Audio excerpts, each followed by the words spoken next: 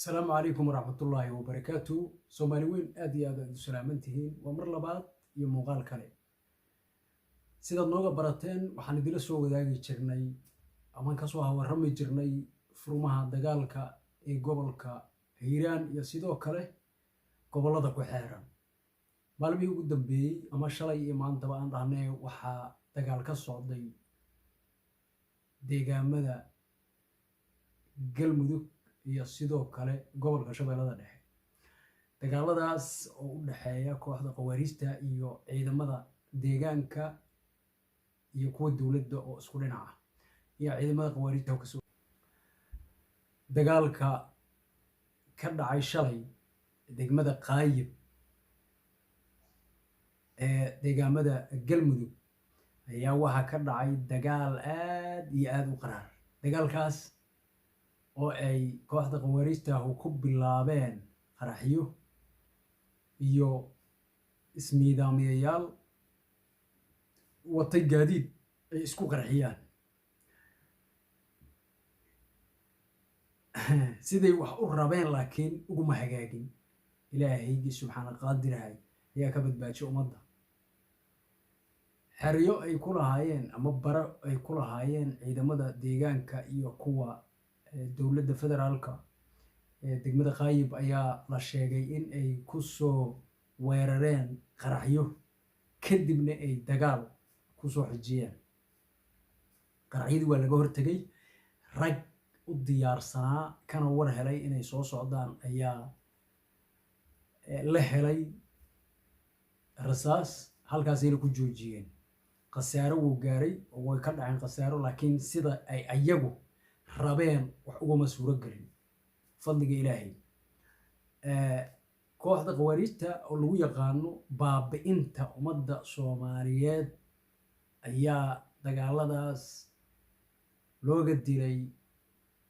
ciidamo gaaraya ama dhalinyaro gaaraysay maskaxda ka qabsadeen 32 askari ama 32 maleeshiyo sidoo kale waa looga awood roonaaday waana la kala haatiyay dhaawac iyo meyd ayagoo jiidanayo ayayna lafooda la carareen halka markaan qaayib uga baxno maanta dagaal ayaa wuxuu ka dhacay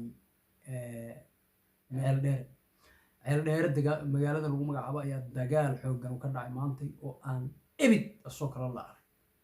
kadib markii dhanka shabeellada dhexena laga soo riixay dhanka galgaduudna laga soo riixay iyo mudug dhanka hiiraanna lagaba sifeeyey ayay waxay isugu tageen meelaha magaalooyinka lagu kala magacaabo ceeldheere iyo rugaha ugu waaweyn ceeldheere iyo sidoo kale degmada aadan yabaal xalay ayaa la miray nimanka mir waxay yaqaano yacni waa lagu dheelmaday waxaana lala dhacay gantaalo duqeyn ah oo diyaaradaha saaxiibada caalamku ay ku garab istaagayeen dadka deegaanka iyo ciidamada dawladda ayaa waxaa la sheegay inay dhulka la simeen saakay aruurtiina dagaal lagu qaaday dagaalkaas waxaa looga dilay ciidan kor u dhaafaya 100 ayaa lagu dilay sawirradii waa haynaa qayb ka mid ah sidoo kale nooma suuro gelin qad la'aan darteed in aan muuqaalo ka diyaarino oo aan muuqaaladii idin hor keenno lamana ogola sida social mediaha aad ka aragteen bal lagama ogola wax dhiig iyo yacni nimankaa way fiicnaa lahayd in naloo fasaxo oo aan ummadda si waadix u hor keenno laakiin annagaa ka hadlayna beddelkii maadaama naloo ogoleen halkaa jab xooggan ayay ku gaarsiiyeen ciidamada macawisley loo yaqaano kooxda qawaariista ciidamada loo yaqaano macawisley baaqaan iga gaarsiiya madaxweynaha Soomaaliya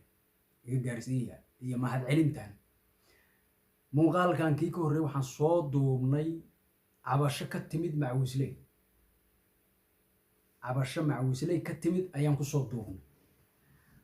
oo aan dawladda ugu baaqayno ama madaxda ama madaxweynaha Soomaaliya aan ugu baaqayno in uu xayiraadda ka qaado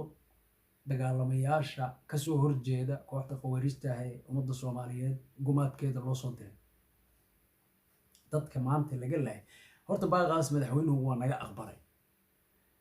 ciidamada macawisley baay iyo bakool iyo jubbooyinka iyo gado meel allaala iyo meeshay isyiraadiin dadka aad takanada idinka galay ee dhibaatada idii geystay carruurtiinni iyo haweenkiinni gubay ama hooyooyinkeen gubay meel allaala iyo meeshaad rabtiin aad uga daba tegi kartiin muqdisho hadday soo galaan waa uga daba imaan kartiin baydhabo hadday galaan waa uga daba geliya xudur hadday tagaan waajid hadday tagaan haddii lagu kismaayo meel kasta oo cag ay dhigaan oo aad isleedihiin halkaasay ku jiraan raggii aad aadka u doondoonayseen waad ka daba tegi kartiin fasax buuxa ayuu siiyey madaxweynaha dalka Soomaaliya waana ku mahadsan yahay sidoo kale wuxuu ku mahadsan yahay in uu garab istaag buuxa u muujiyay dagaalkuna uu dhab ka yahay asaga sidaan uga baranay madaxdii hore tuuta la iska soo gasho jiray waxa weeye 2 maalmood la isu soo sawiraa waa dhamaad halkaas ku joogsanaysa laakiin madaxweynaha Soomaaliya waxaan ku aragnaa hadda inuu aafti wareegayo asagu si uu niyad dhis ugu suubiyo dadka deegaanka u kacay in ay dawladana garab istaagaan ayaguna dulinimo ayna qaadan aad iyo aad u mahadsantihiin muuqaalo badan baan idin soo diyaari doonaa insha Allah markii qad la helo maadaama hadda qadku uu ciriiri ka yahay deegaamada hadda lagu dagaalamayo nooma suuro gelin inaan muuqaaladii idila wadaagno laakiin sawiradii waa haynaa qayb ka mid ah qofkii rabo luuqan uu diri karnaa mahadcelintan naga gaarsiiya madaxweynaha Soomaaliya iyo qof kasta oo Soomaaliya oo dagaalka shabaab u dhabka yahay